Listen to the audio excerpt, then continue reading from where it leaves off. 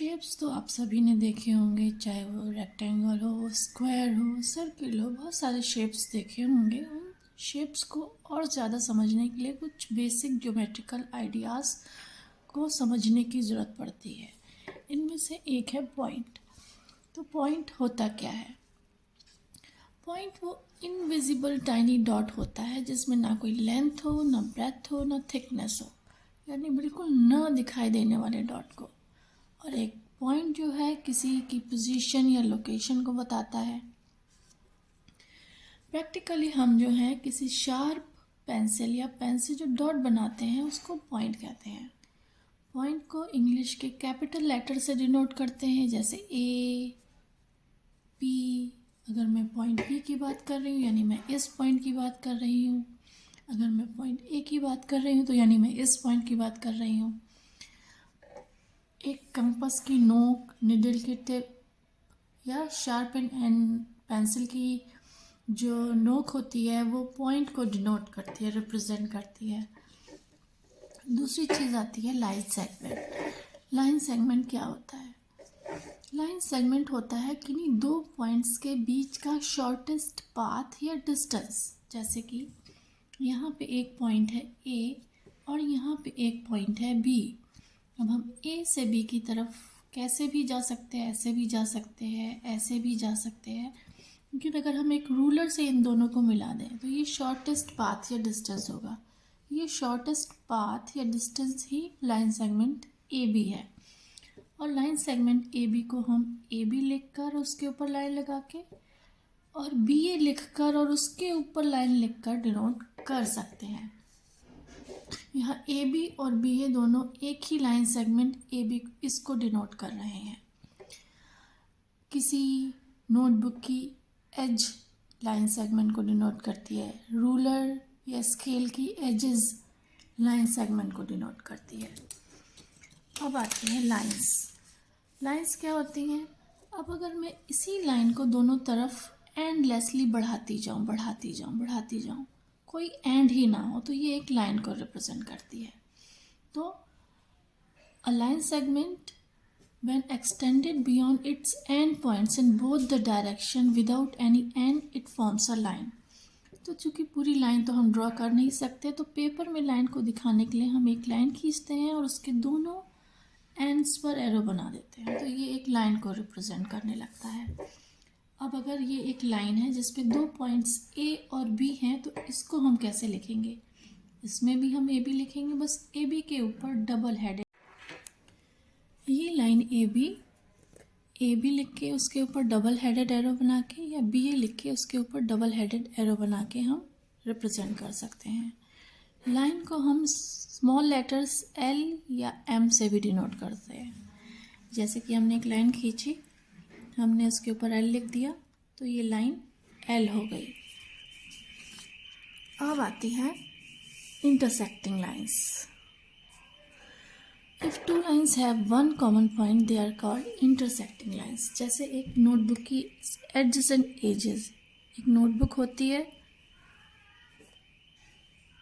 तो उसकी ये एज और ये एज के बीच कॉमन पॉइंट ये है, तो ये इंटरसेक्टिंग लाइन है। एक्स लेटर्स की दो लाइंस, उनके बीच ये कॉमन पॉइंट है, तो ये इंटरसेक्टिंग लाइंस हैं।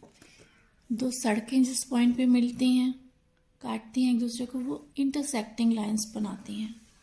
इसी तरह हमारी आती है पैरेलल लाइंस। अब पैरेलल लाइंस क्या होती हैं?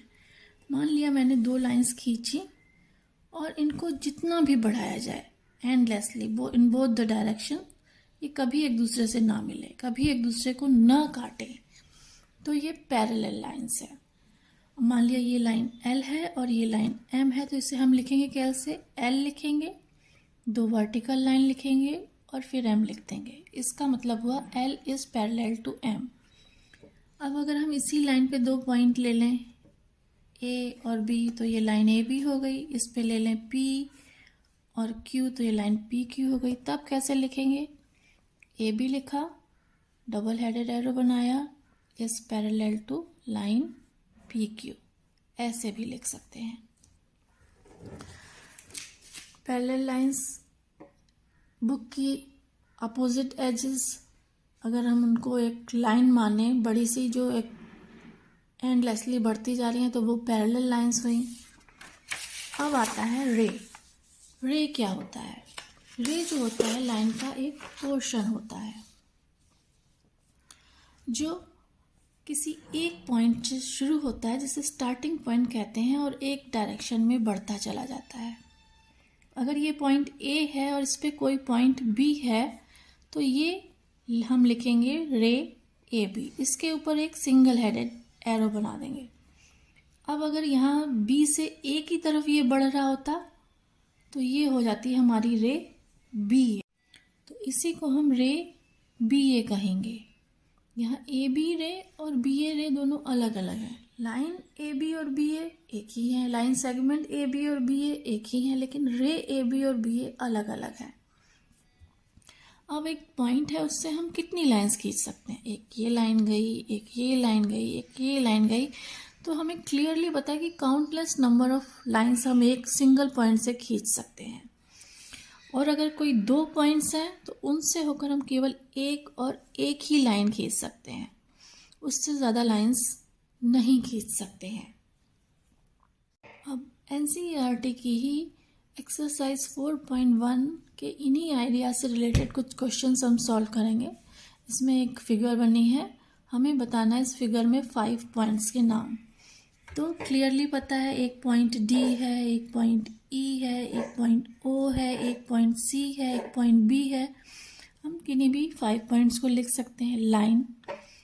लाइन भी लिख सकते हैं, डी ई लाइन हो सकती है, ई ओ लाइन हो सकती है, कोई भी एक लाइन ले सकते हैं। वैसे ये दोनों एक ही लाइन को रिप्रेजेंट कर रही हैं, लेकिन हम किसी भी तरीके से इसे लिख सकते हैं।